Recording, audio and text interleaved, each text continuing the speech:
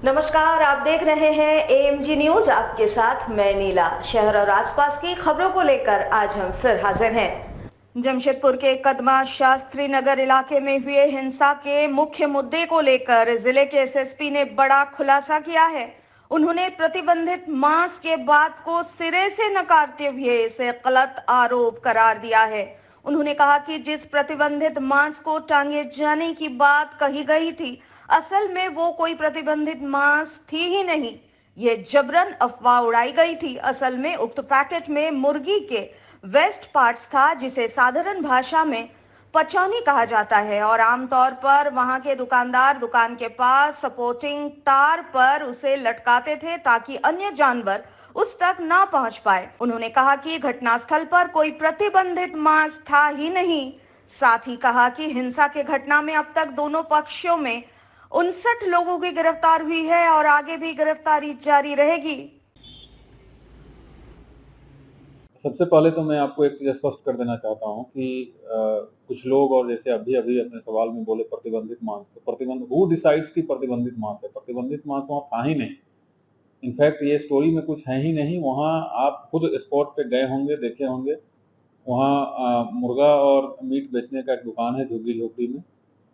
वहीं का जो अवशेष होता है, जो लेफ्ट ओवर्स होता है मुर्गा और मीट वगैरह काटने के बाद, उस पर्टिकुलर पॉलीथीन में मुर्गा का जो अवशेष होता है, जिसको हम लोग लूज देहाती भाषा में पचौनी बोलते हैं, उसको पॉलीथीन में बांध के ऊंचाई पे टांग दिया था कि कुत्ता उत्ता इसको इधर उधर नहीं करे।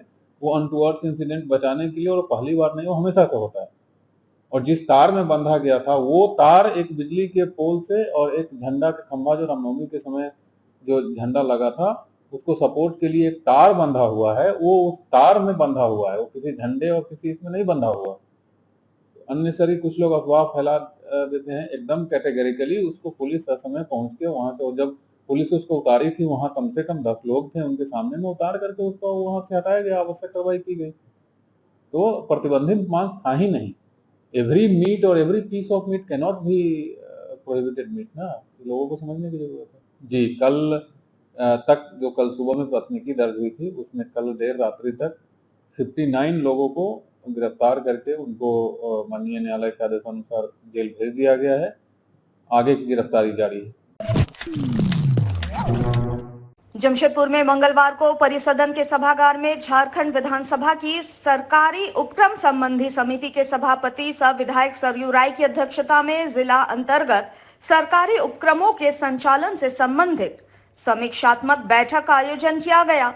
बैठक के उपरांत समिति के सभापति द्वारा बताया गया कि समिति के भ्रमण का उद्देश्य है राज्य सरकार द्वारा अधिसूचित 31 कॉरपोरेशन की विभिन्न जिलों में संपादित गतिविधियों का आकलन करना है। उन्होंने बताया कि उक्त बैठक में जिला अंतर्गत मौजूद कॉरपोरेशन के नियम अनुसार संचालन, इसके लाभ एवं हानि और इससे जनता को होने वाले फायदे आदि का समीक्षा किया जाना है। जो राज्य सरकार ने 31 कॉरपोरेशन बनाया है व्यावसायिक दृष्टिकोण से, वे कॉरपोरेशन किस तरह से काम कर रहे हैं और उनके काम का जनता को, सरकार को कोई फ़ायदा मिल रहा है कि नहीं मिल रहा है, इसके बारे ही हम लोग जिलों में कॉरपोरेशन की जो गतिविधियाँ हैं उनका असेसमेंट करने के लिए जिला के पदाधिकारियों के साथ हम लोग बैठक कर रहे हैं। हम लोग की 7 दिनों के लिए अलग अलग जिलों में यात्रा थी, आज अंतिम दिन है। तो सभी जिलों में यही देखने में आ रहा है कि राज्य सरकार के जो कॉरपोरेशन बने हैं, ये कॉरपोरेशन अब केवल लिफाफा बनकर रह गए, साइन बोर्ड जैसा हो गया है। किसी की भी गतिविधि व्यावसायिक मानदंड पर खरा नहीं उतर रही है। अपने कॉरपोरेशन को भी राज्य सरकार अपने अधिकारियों के ही माध्यम से वहाँ प्रतिनियुक्त करके चला रही है। तो जो उद्देश्य रहा है कॉरपोरेशन बनाने का कि कॉरपोरेट संस्कृति के हिसाब से काम करेंगे, तो जैसे और कॉरपोरेशन फ़ायदा करते हैं वैसे इन कॉरपोरेशन से भी फ़ायदा होगा। राज्य सरकार जो पूंजी लगाई है इसमें राज्य सरकार को उसका लाभांश मिलेगा। तो यह नहीं हो रहा है, बल्कि एक तरह से जैसे डिपॉजिट स्कीम हो जाती है ठेका पर करने के लिए, वैसे ये सरकार के कार्यक्रमों को लागू करने के लिए डिपॉजिट स्कीम की तरह ये कॉरपोरेशन कर रहे हैं। अगर कॉरपोरेशन न रहे और विभाग ही इनको सीधे संचालित करे तो कोई अंतर नहीं पड़ेगा। जमशेदपुर के बिरसा नगर थाना पुलिस को बड़ी सफलता मिली है, जहां क्षेत्र में दहशत फैलाने की योजना बनाते 4 अपराधियों को पुलिस ने गिरफ्तार कर लिया है। पुलिस को गुप्त सूचना मिली थी कि बिरसा नगर के जोन नंबर 6 स्थित काली मंदिर के समीप पहाड़ी इलाके में कुछ अपराधी तत्वों का जमावड़ा लगा है, जिस पर पुलिस ने छापेमारी की, जहां से 4 अपराधियों को पुलिस ने गिरफ्तार कर लिया है। गिरफ्त में आए अपराधियों का नाम राकेश सिंह, सूरज लोहार, मोहित लियांगी और रवि रविदास है। इनके पास से पुलिस ने 1-2 नल्ली अवैध देशी कट्टा, 5 जिंदा कारतूस एवं एक खोखा बरामद किया है। वैसे सूरज लोहार एवं राकेश कुमार सिंह का पूर्व में भी आपराधिक इतिहास रहा है। फिलहाल पुलिस ने चारों अपराधियों को न्यायिक हिरासत में भेज दिया है। दिनांक 10/4/2023 को बिरसा नगर थाना प्रभारी को एक गुप्त सूचना मिली थी कि कुछ लोगों के द्वारा जोन नंबर 6 स्थित काली मंदिर के पास नशा किया जा रहा है और उनके पास अवैध हथियार होने की संभावना थी। तो इसी सूचना के आंकलन में एक टीम बनाया गया, रेड टीम, और रेड टीम ने उस जगह जाकर रेड किया। तो यहाँ 4 लोग पाए गए। 4 लोग से पूछताछ किया गया, उनके द्वारा कोई स्पष्ट रूप से जानकारी नहीं दी गई। जब उनका बॉडी सर्च किया गया तो उनके पास से एक पिस्टल प्लस 5 जिंदा कारतूस और एक खोखा बरामद हुआ। तो फिर उनके नामों का पता किया गया। नाम पता करने पे ये 4 लोग हैं राकेश कुमार सिंह, सूरज लोहार, मोहित लियांगी और रवि रविदास। पहले जो 3 हैं वो बिरसा नगर के ही हैं और रवि रविदास जो हैं वो सिद्धगोड़ा के हैं। ये 4 में से 2 का पहले से आपराधिक इतिहास रह चुका है। सूरज लोहार बिरसा नगर कांड संख्या 59/2022 में आरोपित हैं और राकेश कुमार सिंह 167/2021 बिरसा नगर में आरोपित है।